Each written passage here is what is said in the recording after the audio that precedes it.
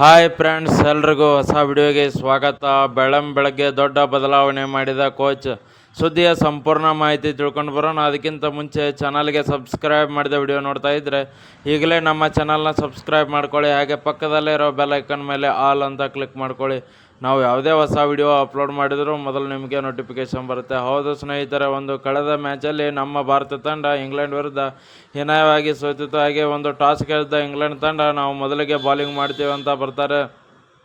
ಇದಾದಮೇಲೆ ನಮ್ಮ ಭಾರತ ತಂಡ ಬ್ಯಾಟಿಂಗ್ ಮಾಡುತ್ತೆ. ಬ್ಯಾಟಿಂಗಲ್ಲಿ ನಮ್ಮ ಭಾರತ ತಂಡ 238 ರನ್ ಹೊಡಿತಾರೆ. ಹೀಗಾಗಿ ನಮ್ಮ ಭಾರತ ತಂಡ ಇಲ್ಲೇ ಫ್ಲಾಪ್ ಆಯಿತು ಅಂತಲೇ ಹೇಳ್ಬೋದು. ಬ್ಯಾಟಿಂಗಲ್ಲಿ ಈ ರನ್ನನ್ನು 44 ಓವರ್ಗೆ ಇಂಗ್ಲೆಂಡ್ ತಂಡ ಈಸಿಯಾಗಿಯೇ ಚೇಸ್ ಮಾಡಿ ಬಿಸಾಕುತ್ತೆ.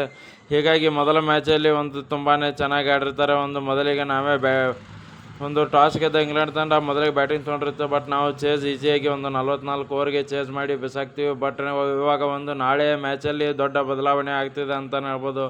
ಅದು ಏನೆಲ್ಲ ಬದಲಾವಣೆ ಮಾಡ್ತಿದ್ದಾರೆ ಅಂತ ನೋಡೋದಾದರೆ, ಮೊದಲನೇದಾಗಿ ಇಶಾನ್ ಕಿಶನ್, KL ರಾಹುಲ್ ಚೆನ್ನಾಗಿ ಆಡ್ತಿಲ್ಲ ಅಂತ ಇಶಾನ್ ಕಿಶನ್ ಅವ್ರನ್ನ ಇನ್ನಲ್ಲಿ ತೊಗೊಂಬಂದಿದ್ರು. ಬಟ್ ಮತ್ತೆ KL ರಾಹುಲ್ ಅವರು ಇನ್ನಲ್ಲಿ ಬರೋ ಚಾನ್ಸ್ ಇದೆ. ಇಶಾನ್ ಕಿಶನ್ ಅವ್ರನ್ನ ಬೆಂಚ್ಗೆ ಕೊಡಿಸ್ತಾರೆ ಅಂತಲೇ ಹೇಳ್ಬೋದು. ಯಾಕಂದರೆ ಕಳೆದ ಮ್ಯಾಚಲ್ಲಿ ಎಕ್ಸ್ಪೆಕ್ಟ್ ಮಾಡಿದಷ್ಟು ರನ್ಸ್ ಬರಲಿಲ್ಲ. ಇಶಾನ್ ಕಿಶನ್ ಅವರ ಬ್ಯಾಟಿಂದ 8 ಬಾಲಲ್ಲಿ ಕೇವಲ ಒಂದೇ ರನ್ ಹಿಡಿದು ಔಟ್ ಆಗ್ತಾರೆ. ಹೀಗಾಗಿ ಮತ್ತೆ ನಮ್ಮ ಕನ್ನಡಿಗ KL ರಾಹುಲ್ ಅವ್ರನ್ನ ಇನ್ನಲ್ಲಿ ತರೋ ಚಾನ್ಸ್ ಇದೆ ಅಂತಲೇ ಹೇಳ್ಬೋದು.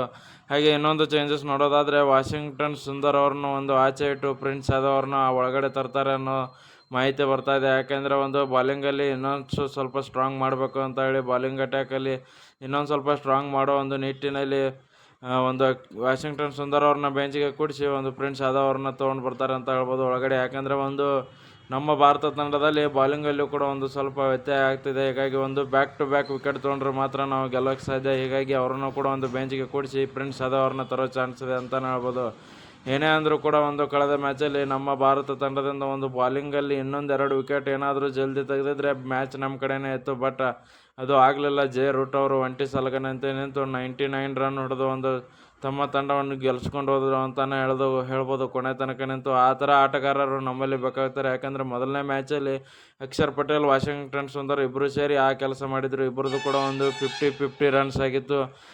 ನಮ್ಮ ಭಾರತ ತಂಡದಲ್ಲಿ ಬ್ಯಾಕ್ ಟು ಬ್ಯಾಕ್ ವಿಕೆಟ್ಸ್ ಬೀಳೋ ಟೈಮಲ್ಲಿ ಚೆನ್ನಾಗಿ ಪಾರ್ಟ್ನರ್ಶಿಪ್ ಬಂದಿತ್ತು. ಹಾಗಾಗಿ ನಾಳೆಯ ಮ್ಯಾಚ್ ತುಂಬಾ ಇಂಪಾರ್ಟೆಂಟ್ ಆಗುತ್ತೆ ಅಂತಲೇ ಹೇಳ್ಬೋದು. ಯಾಕಂದರೆ ಈ ಸರಣಿಯಲ್ಲಿ ಎರಡೂ ಒಂದೊಂದು ಗೆದ್ದಿದ್ದಾವೆ. ಈ ಒಡಿಯಲ್ಲಿ ನಮ್ಮ ಭಾರತ ತಂಡ ಗೆದ್ದರೆ ಇನ್ನೊಂದು ಇಂಗ್ಲೆಂಡ್ ತಂಡ ಗೆದ್ದಿದೆ. ಹೀಗಾಗಿ ನಾಳೆಯ ಮ್ಯಾಚ್ ಯಾರು ಗೆಲ್ತಾರೆ ಅವರೇ ಈ ಸಿರೀಸ್ನ ಕಪ್ ವಿನ್ನರ್ ಆಗ್ತಾರೆ ಅಂತಲೇ ಹೇಳ್ಬೋದು. ಹಾಗೆ ನಾಳೆ ಕೂಡ ನಮ್ಮ ಭಾರತ ತಂಡದಲ್ಲಿ 2 ಪ್ಲೇಯಿಂಗ್ 11ನಲ್ಲಿ 2 ಚೇಂಜಸನ್ನು ನಾವು ಕಾಣ್ಬೋದು. ಯಾಕಂದರೆ ನಾಳೆ ಮ್ಯಾಚಲ್ಲಿ ಗೆಲುವು ಬೇಕೇ ಬೇಕು. ಫುಲ್ ಸೀರಿಯಸ್ ಆಗಿ ಆಡಲೇಬೇಕಾಗುತ್ತೆ. ನಾಳೆ ಮ್ಯಾಚಲ್ಲಿ ಗೆಲ್ಲೋ ನಿಟ್ಟಿನಲ್ಲಿ ಏನಾದರೂ ಹೊರಸಾಹಸ ಮಾಡಿ ಬ್ಯಾಟಿಂಗಲ್ಲಿ ನಿಂತು 50+ ರನ್ಸ್ ಮಾಡಬೇಕಾಗುತ್ತೆ ಬ್ಯಾಟ್ಸ್ಮನ್ಗಳು. ಹಾಗೆ ಬಾಲರ್ಗಳು ಬ್ಯಾಕ್ ಟು ಬ್ಯಾಕ್ ವಿಕೆಟ್ಸ್ ತೆಗೆದುಕೊಳ್ಬೇಕಾಗುತ್ತೆ. ವಿಡಿಯೋ ಇಷ್ಟ ಆಗಿದ್ದರೆ ಲೈಕ್ ಮಾಡಿ, ಶೇರ್ ಮಾಡಿ, ಸಬ್ಸ್ಕ್ರೈಬ್ ಮಾಡ್ಕೊಳ್ಳಿ.